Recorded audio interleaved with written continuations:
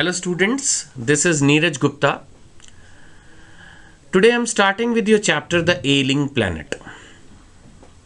अगर एक लाइन में बताऊं तो ये चैप्टर बेसिकली ये बता रहा है कि due to over population, main reason chapter के एंड में जो डिस्कस किया जा रहा है वो ओवर पॉपुलेशन है कि जो जनसंख्या है, पॉपुलेशन है इंडिया की, वर्ल्ड की, वो इतनी ज़्यादा है कि जिसकी वजह से हमारा जो पूरा प्लेनेट है, जो पूरा हमारा सिस्टम है जिसमें फिशरीज़ हैं, है ना, ग्रास लैंड्स हैं, क्रॉप लैंड्स हैं, कुल मिला के जो हमारा पूरा इकोलॉजिकल सिस्टम है वो पूरा का पूरा डिस्टर्ब हो रहा है। एलिंग जैसे होता है ना, पेशेंट वाली हालत है इस प्लैनेट की, पूरे प्लैनेट की।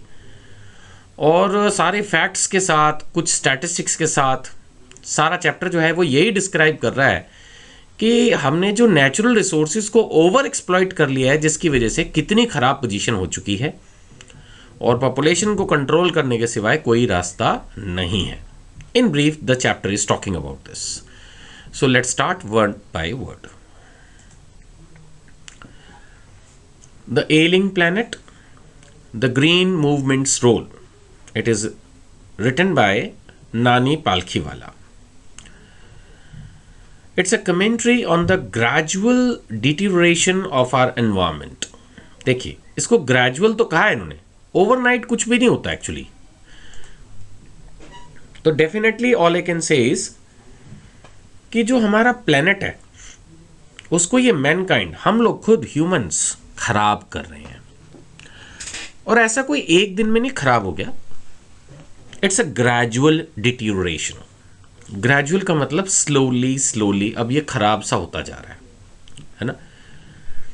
और green movement is the only hope.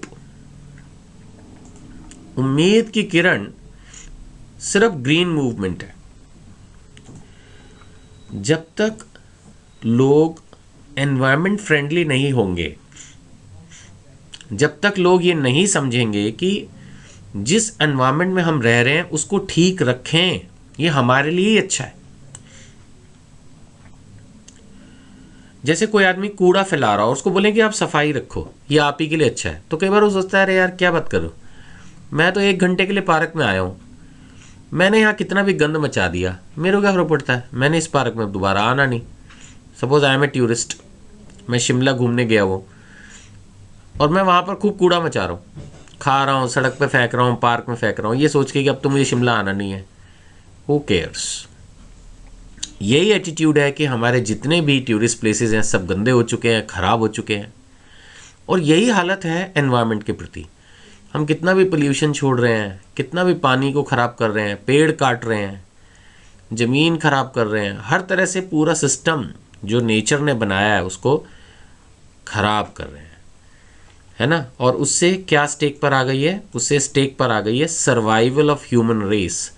ये स्टेज भी आ सकती है कि कल को ह्यूमंस ही एग्जिस्ट ना करें। जब कोई बड़ी ट्रेजेडी होती है तब आती है ना सब बातें।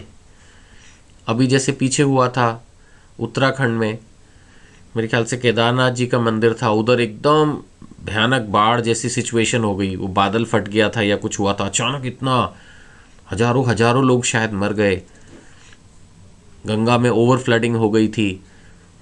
तब ये सब, जब इस तरह की कोई बड़ी ट्रेजेडी होती है तब सब लोग केयरफुल हो जाते हैं। अदरवाइज तो एनवायरनमेंट की किसी को परवाह ही नहीं है, खराब हो रहा है होने दो, हमारा क्या जाता है। Lot of people think like this. तो ग्रीन मूवमेंट है क्या? What is the meaning of green movement? हमारा चैप्टर यही है ना, द एलिंग प्लैनेट, नाम से ही क्लियर होता है। But what is the green movements role? तो ग्रीन मूवमेंट क्या है? Urging production and use of environmentally harmless consumer goods. यानी हम ऐसी चीज़ें बनाएं, हम ऐसे प्रोडक्ट्स बनाएं जो कि एनवायरमेंट फ्रेंडली हो, है ना। कोई भी ऐसी चीज़, जैसे कोई ऐसी चीज़ बनाएं जिसमें पोल्यूशन ना हो, आर्टिफिशियल चीज़ें यूज़ कम हो, ताकि अब जैसे वो है पॉलीथिन है। अब प्लास्टिक की जो भी चीज़ें हैं, ऐसा मैंने सुना है, बहुत सीरियसली स्टडी तो नहीं किया, कि जो प्लास्टिक की जैसे पॉलीथिन है या और चीज़ें हैं, ये कभी ख़त्म नहीं होती, ख़राब नहीं होती। उसकी वजह से जब हम इनको यूज़ करके फेंक भी देते हैं कूड़े में, तो भी ये अल्टीमेटली रहते हैं। कूड़ेदान से भी कहीं ज़मीन पर अगर इनको बाद में जाके डंप किया जाता तब भी ये वहाँ रहते हैं, इन द सेंस कि वो चीज़ ख़त्म नहीं होती। और यही रीज़न है कि प्लास्टिक की यूटिलाइजेशन को जगह जगह बैन किया जाता है कि भी प्लास्टिक के पॉली बैग्स मत यूज़ करो, क्योंकि ये एनवायरनमेंट फ्रेंडली नहीं है। इनको अगर कोई एनिमल्स सड़कों पे खा ले तो उनकी डेथ हो सकती है या बीमार पड़ सकते हैं। तो ऐसी चीज़ों का कम से कम इस्तेमाल किया जाए और वही चीज़ें यूज़ की जाएँ जो नेचुरल हो, है ना। और डेफिनेटली जो ग्रीन पॉलिटिशियंस हैं would curb population growth and protect the natural environment. Natural environment, अब अगर हम हर चीज़ के लिए पेड़ों को काटते रहेंगे तो लॉन्ग रन में हमें ऑक्सीजन कहाँ से मिलेगी, ब्यूटी कहाँ से मिलेगी, फ्रेश एयर कहाँ से मिलेगी, है ना। And curbing the population growth, ये बहुत ज़रूरी है। It's not applicable for India, it's for the whole world. पूरे विश्व में पॉपुलेशन एक्सप्लोजन है, कुल मिलाकर इतने सारे लोग हैं और सब जनरेशन ग्रो होती जा रही है, पॉपुलेशन ग्रो होती जा रही है पूरे वर्ल्ड की, and it is at a very alarming fast speed. Natural resources इतनी बड़ी पॉपुलेशन को सर्व करने के लिए कम पड़ने वाले हैं। अभी तो किसी तरह से हो रहा है, लेकिन इसका इम्पैक्ट और 50 साल बाद बहुत सीवियर हो जाएगा। तो ये भी एक डिस्कशन है चैप्टर के एंड में। दो महान लोगों की स्टेटमेंट्स भी दी गई हैं कि हम अभी तो यूज़ करते जा रहे हैं लेकिन हमारी फ्यूचर जनरेशन के लिए कुछ बचेगा ही नहीं। अर्थ में सपोज एक लिमिटेड है कोई भी नेचुरल रिसोर्सेज, से फॉर एग्जांपल पेट्रोलियम, अगर हम सारा ही निकाल के यूज़ कर लें तो कल को जनरेशन्स कैसे काम करेंगे, उनका पेट्रोल होगा ही नहीं, है ना। जो चैप्टर है वो आपका बताता है कि ये ग्रीन मूवमेंट जो है वो 1972 में स्टार्ट हुई और न्यूजीलैंड में ये world's first nationwide green party जो है वो बनी, and that was in New Zealand. जो world's first nationwide green party थी वो कहाँ बनी, न्यूजीलैंड में। इस तरह के छोटे question I don't know exam में आपसे पूछे जाएंगे या नहीं, तो ये आपको ध्यान रखना है कि ये न्यूजीलैंड में सबसे पहले एक तरह से इसकी वर्किंग ऑफिशियली प्रॉपर्ली स्टार्ट हुई। और ग्रीन मूवमेंट ने सबसे पहले हमें कंसेप्ट क्या दिया, उन्होंने कहा the earth itself is a living organism, है ना।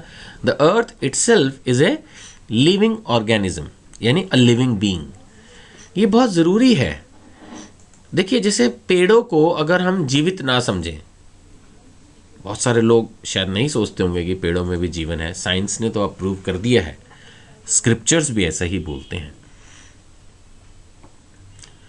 तो अगर हम पेड़ को लात मारें तो हो सकता है हम ऐसा सोचें कि जैसे दीवार को लात मारना और पेड़ को लात मारना एक ही बात है, बट ऐसा नहीं है। ट्रीज में लाइफ है, साइंस ने भी कहा है।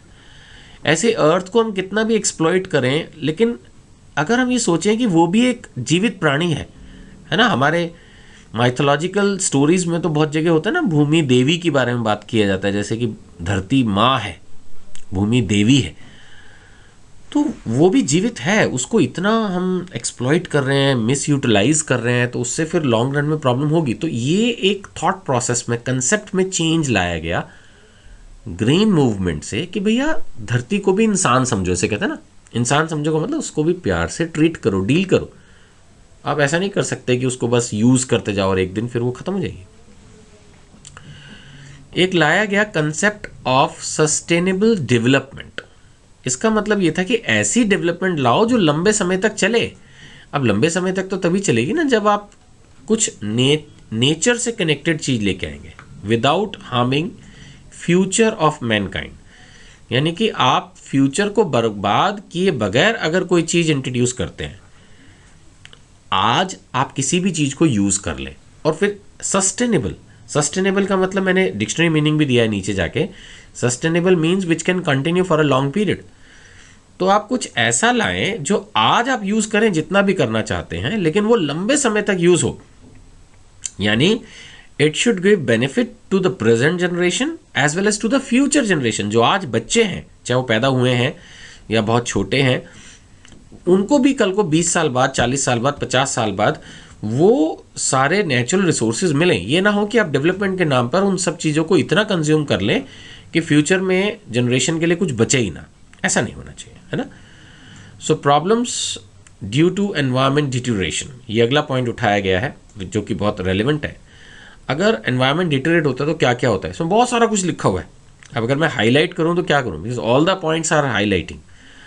अब मैं इसमें सारे पॉइंट्स को अलग अलग कलर दे देता हूँ ताकि एटलीस्ट आप एक एक करके सारी ही लाइनें समझ पाए। डेजर्ट्स आर एडवांसिंग, यानी कि चारों तरफ इतना सूखा टाइप है कि वो बिल्कुल जैसे होता है ना, डेजर्ट्स का क्या मतलब है, रेगिस्तान। रेगिस्तान से कहना क्या चाहते हैं, रेगिस्तान का मतलब उस जमीन को भी आप रेगिस्तानी मानेंगे, चाहे वो रेत है ही नहीं, जो बंजर भूमि है ना, जहाँ पर कोई क्रॉप नहीं है, कोई ज़्यादा लोग नहीं रह रहे, यूजलेस लैंड है ना। लैंडस्केप्स आर डिग्रेडेड, जो सुंदर दृश्य होते थे, सीनरीज, अब वो खराब हो रही हैं। Fisheries have been ruined, fisheries जो हैं अब बर्बाद हो चली हैं, वहाँ पर भी अब कुछ नहीं है। फॉरेस्ट आर डिसअपियरिंग, नेचुरली अब अगर आप पेड़ों को काटते जाओगे तो एक लिमिट के बाद तो फॉरेस्ट डिसअपियर ही हो जाएंगे, फिर उससे बारिश कहाँ से होगी, है ना। ग्रासलैंड्स आर बीइंग कन्वर्टेड, ये मैं इसको नेक्स्ट लाइन में ले लेता हूँ।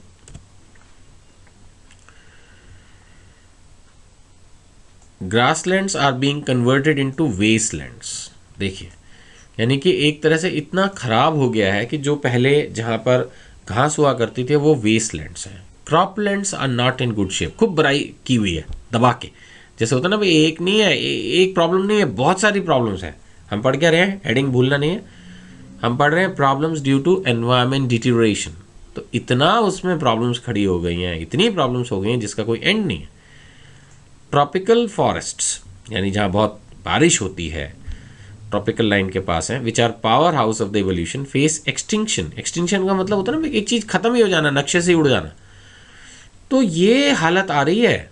अब आप समझ रहे हैं जो मैं कहना चाह रहा हूँ, हर चीज़ की तो बुराई कर दी। दोबारा पढ़े, problems due to environment deterioration, deserts की प्रॉब्लम बता दी, बढ़ रहे हैं। लैंडस्केप्स डिग्रेड हो रहे हैं, फिशरीज रूइंड हो रही हैं, फॉरेस्ट डिसअपियर हो रहे हैं, ग्रासलैंड्स वेस्टलैंड्स बन रहे हैं, क्रॉपलैंड्स में अब फर्टिलिटी नहीं है, they not in good shape, और ट्रॉपिकल फॉरेस्ट तो एक्सटिंक्शन। एक लाइन लिखी गई है कि फॉरेस्ट प्रिसीड मैनकाइंड, यानी कि मैनकाइंड से पहले हमेशा से जंगल थे, जंगल से फिर इंसान निकल के एक तरह से आया है, एंड डेजर्ट्स फॉलो देम। अगर इंसान वो सारा डेजर्ट ख़त्म कर देगा, वो सारे फॉरेस्ट को अपने यूज़ में ले लेगा, कंज्यूम कर लेगा, एक तरह से ख़त्म कर देगा, तो फिर है ना इंसान बचेगा, और बचेंगे तो सिर्फ डेजर्ट्स, रेगिस्तान। एक बड़ी टिपिकल फिगर दी गई है, 50 million acres of tropical forest are disappearing every year. देखिए कितनी बड़ी फिगर है जो डिसअपियर हो रही है, 50 मिलियन एकर्स, कितना होता है, इतना एरिया जो है हर साल डिसअपियर हो रहा है। ऐसा आपने टेलीविज़न में भी देखा होगा, इवन जो आपके इसके बर्फ़ के पहाड़ होते हैं, है ना, आइस ग्लेशियर्स बोलते हैं, या what ever you may call, mountains हैं जो, उनकी भी बर्फ़ पिघल रही है। इससे बोलते हैं कि कल को बहुत ज़्यादा बर्फ़ पिघल जाएगी तो वो सारा पानी का जो है वाटर लेवल बढ़ जाएगा, और उससे जो सिटीज़ हैं नियर सी बीच, जो सी के किनारे शहर हैं, वो डूब सकते हैं। इवन मुंबई, चेन्नई जैसे बड़े शहरों का नाम उसमें आता है।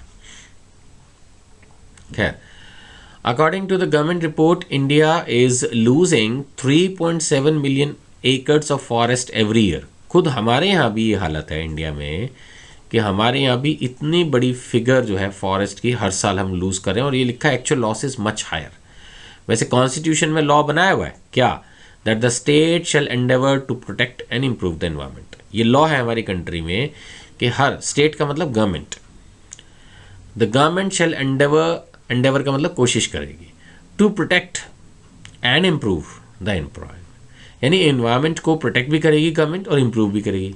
बट इंडिया में लॉज, इस तरह के लॉज स्पेशली तो कहाँ इन्फोर्स होते हैं,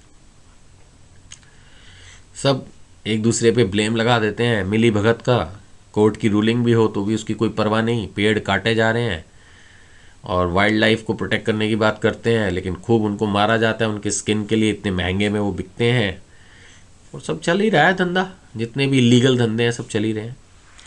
और जो मेन प्रॉब्लम है वो है world population, the growth of the world population is the main cause. जो समस्या की जड़ पे अगर हम जाएं तो it is the world population, that is the main cause. 20th century में इन्होंने बताया है कि 3.7 बिलियन जो है लोग ऐड हुए, 370 करोड़ होता है इसका मतलब, हिंदी में अगर आप समझना चाहें तो 3.7 बिलियन लोग का मतलब 370 करोड़ की आबादी जो है वो 20th सेंचुरी में ऐड हुई। और यूएनओ ने कुछ सैटेलाइट स्टडी करके बताया कि 88 कंट्रीज़ जिसमें उन्होंने स्टडी किया उनमें से मेजॉरिटी में एनवायरनमेंट की पोजीशन जो है वो क्रिटिकल है। यानी मोस्टली आप ये मान के चलो यूएनओ ने मेजॉरिटी कंट्रीज़ को जो इम्पॉर्टेंट है सभी कंट्रीज़ को स्टडी किया होगा और उन्होंने यही कहा है कि in most of the countries the position of environment is critical. यानी कुल मिला के एनवायरनमेंट ख़राब है, सबको पता है, लेकिन शायद इतना सीरियसली नहीं लिया जा रहा है। The present world population is estimated at 5.7 billion, ऐसा आपकी किताब से मैंने पढ़ा। फिर मैंने जो नेट पे चेक किया, यानी किताब के हिसाब से 570 करोड़ की आबादी है इस दुनिया की, जबकि मैंने इंटरनेट पे लेटेस्ट चेक किया तो ये 750 करोड़ तक पहुंच चुकी है। यानी ये आर्टिकल, ये चैप्टर जब भी लिखा गया था वो उस वक्त इतनी थी और अभी इतनी जल्दी इतनी बढ़ गई है। तो 750 करोड़ 7.5 बिलियन जो है वो दुनिया की आबादी है। और एक लाइन बड़ी इंपॉर्टेंट जो है वो लिखी गई है कि the choice is really between control of population and continuation of poverty. यानी हमारे पास चॉइस है, या तो हम पॉपुलेशन बढ़ा लें या फिर गरीबी की जो ज़िंदगी है वो, क्योंकि गरीब किस तरह से गरीब यही नहीं कि सिर्फ पैसा, गरीब हेल्थ के एंगल से भी तो गरीब होता है। एक आदमी के पास पैसा ना हो खर्चने के लिए तो गरीब है, एक आदमी अगर हेल्दी नहीं है तो वो भी तो गरीब है, उसके पास हेल्थ की गरीबी है, वेल्थ की नहीं है, तो बात तो भी पड़ गई। अब अगर हम सांस, अमीर से अमीर आदमी को भी सांस तो खुली हवा में लेनी पड़ती है, पानी तो वही पीना पड़ता है। ठीक है, वो प्लांट लगा के उसको थोड़ा प्यूरीफाई कर लेगा, लेकिन अल्टीमेटली हवा तो कम से कम वो अपने घर की नहीं बदल सकता, हर समय तो वो अपने घर के अंदर बंद नहीं रह सकता, नहीं तो फ़ायदा क्या अमीर होने का। तो बड़े से बड़ा आदमी भी, प्रधानमंत्री भी, रिचेस्ट आदमी बिल गेट्स भी, इंडिया के भी जो रिचेस्ट बिरला टाटाज हैं, अंबानीज हैं, ये भी तो आखिर सड़क पे आते ही हैं। हवा तो फिर इनके भी नाक में वही जाती है जो एक गरीब से गरीब आदमी के नाक में जाती है ना। तो ओवरऑल चिंता तो फिर सबको ही करनी पड़ेगी, ऐसे काम नहीं चलेगा। मार्गरेट थैचर जो कभी यूनाइटेड किंगडम की प्राइम मिनिस्टर थी, उन्होंने कहा no generation has a free hold on this earth. Free hold होता है ना, जैसे एक पूरा मालिकाना हक, खरीद नहीं लिया तुमने धरती को। All we have a life tenancy, यानी कि हम तो एक तरह से किराएदार हैं सिर्फ अपने इस जीवन के दौरान। और जब हम किराएदार ही हैं तो कहने का मतलब क्या है कि जब हम फ्री होल्ड मालिक नहीं हैं इस चीज़ के, हम तो सिर्फ एक किराएदार की तरह से हैं इस धरती पर, थोड़े समय के लिए हैं, से 80 साल के लिए या 100 साल के लिए, तो हम उस चीज़ को ख़राब कैसे कर सकते हैं।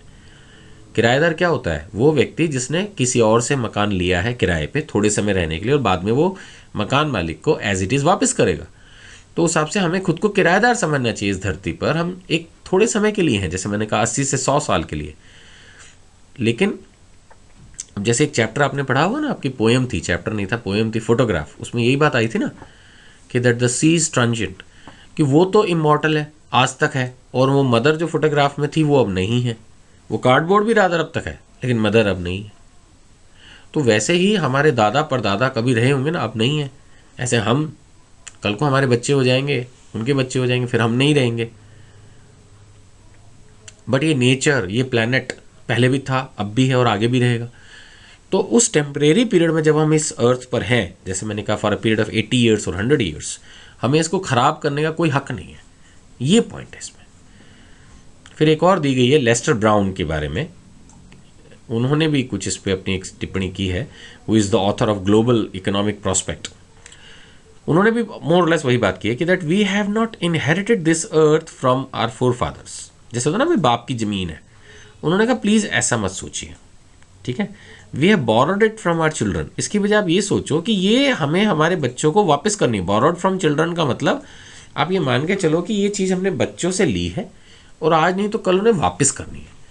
तो मेन उसी पर हम चले जाएंगे वापस घूम के। सस्टेनेबल डेवलपमेंट जो शुरू में आया था, कहाँ गया ये कॉन्सेप्ट ऑफ सस्टेनेबल डेवलपमेंट, यानी हमने डेवलपमेंट को रोकना नहीं है, लेकिन ऐसा भी नहीं करना कि सिर्फ प्रेजेंट जनरेशन तो उससे हेल्प हो जाए और फ्यूचर जनरेशन भाड़ में चली जाए। ऐसा नहीं करना है। नेचुरल रिसोर्सेज को इतना कंज्यूम नहीं कर लेना कि कल को उसके अंदर प्रॉब्लम ही खड़ी हो जाए, है ना। It is not the question of survival of human race but also of the planet अर्थ।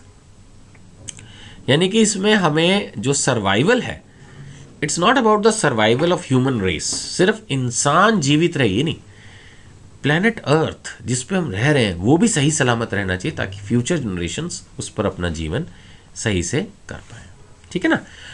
तो चलिए अभी इस वीडियो में इतना ही समरी मैंने लिया। अब जो आपके बुक के क्वेश्चंस हैं वो हम नेक्स्ट वीडियोस में कवर करेंगे। Thank you.